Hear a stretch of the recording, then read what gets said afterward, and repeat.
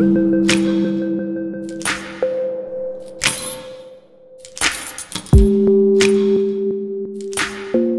voilà, il est 14h50, ça fait déjà 5 minutes que mon sujet d'examen vient de se déverrouiller.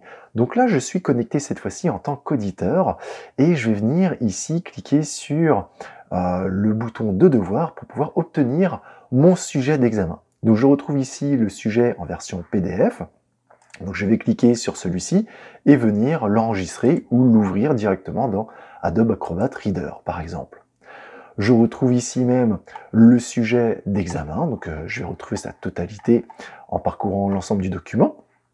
Et je vais ainsi, donc une fois l'avoir téléchargé, pouvoir composer directement sur mon ordinateur sans être obligatoirement connecté à Internet.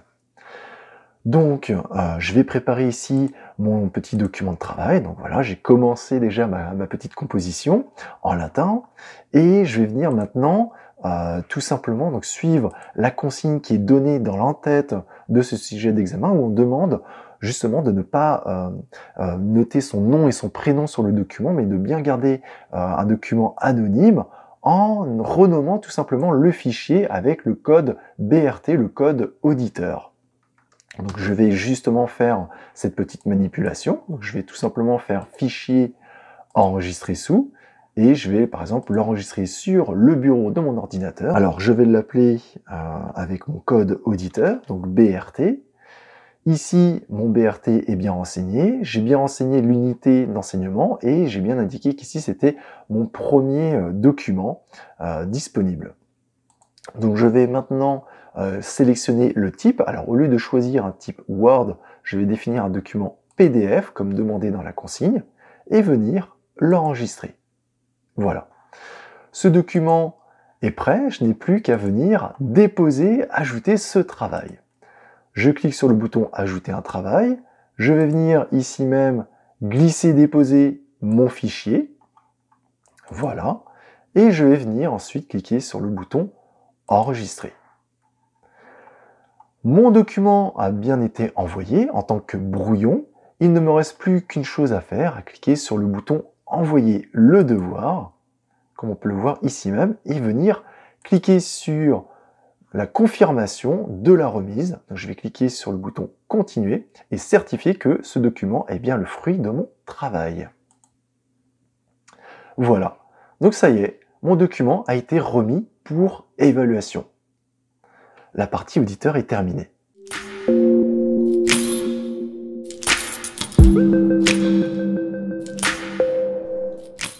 Du côté de l'enseignant, je vais retrouver le bouton du devoir, intitulé ici évaluation. Je clique sur celui-ci et ça va me permettre d'accéder à un tableau de synthèse qui va m'indiquer le nombre de participants, le nombre de devoirs qui sont encore en attente et ceux qui ont été remis. Et bien sûr, dans tous ces devoirs remis, quels sont les devoirs qui nécessitent encore une évaluation. Donc je vais pouvoir ensuite cliquer sur consulter tous les travaux remis et je vais arriver ainsi à un tableau de synthèse où chaque auditeur va être anonymisé ici sous un numéro d'identifiant et je vais retrouver en face leur fameux document qui est remis ici sous la forme d'un PDF. Alors pour évaluer ce document, le plus simple va être pour moi de cliquer sur ce bouton Notes. En cliquant sur celui-ci, je vais ouvrir directement dans mon navigateur web, sans avoir à télécharger le document, le résultat. Donc voilà, j'ai ici la copie de l'auditeur et je vais retrouver tout en haut tous les outils nécessaires pour faire des annotations. Par exemple ici, je vais ajouter un petit commentaire. Voilà, ici, par exemple, je vais ajouter un deuxième commentaire à préciser. Voilà. Donc là, voilà, je vais pouvoir, en tant qu'enseignant, venir commenter directement ce document. Je peux également utiliser l'outil de surligneur pour venir surligner certaines zones qui me semblent correctes ou incorrectes. Vous pouvez bien sûr changer les couleurs de ce surligneur. Et de la même façon, je retrouve ici un tampon qui me permet de mettre des petites croix sur des éléments qui seraient peut-être faux ou à l'inverse, des éléments qui me semblent tout à fait justes.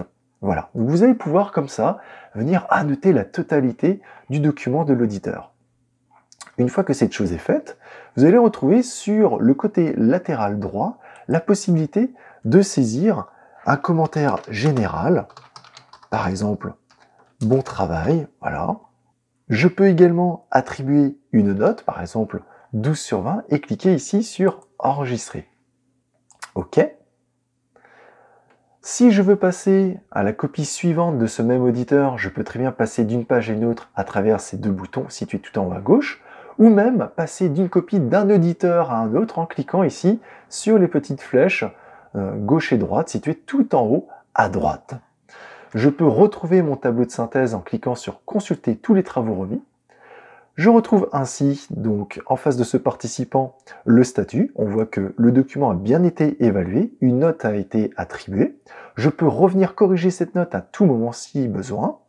Et en face de cela, je vais retrouver ici même le commentaire général ainsi que le document PDF qui a été annoté. Voilà. Il est possible également pour moi de venir faire une analyse avec l'outil Compilatio. Donc ça va permettre d'enregistrer ce fichier remis par l'auditeur dans une base de données, et donc Compilatio va venir vérifier si d'un document d'un auditeur à un autre, il y a des similitudes particulièrement importantes. Alors attention également aux faux positifs qui pourraient apparaître avec par exemple des citations. Du côté de l'auditeur, si je viens ici rafraîchir ma fenêtre, je vois à présent qu'effectivement un feedback général a été envoyé par l'enseignant et je retrouve également ma copie qui a été annotée. Je n'ai pas accès à ma note, cette note sera effectivement ensuite saisie ultérieurement par le service de scolarité, puis passera dans le cadre d'un jury plénier pour être affichée plus tard sur l'espace cursus disponible ici même sur l'espace numérique de formation pour les auditeurs. Une seconde méthode consiste tout simplement à cliquer sur ce fichier pour venir le télécharger sur votre ordinateur. Mais attention, dans ce cas-là, il va falloir être très rigoureux et cela va nécessiter également pour vous de créer un document Excel sur lequel il faudra renseigner le nom de l'auditeur par son code, c'est-à-dire BRT 425868, et en face de ce code, la note et les commentaires que vous auriez éventuellement attribués.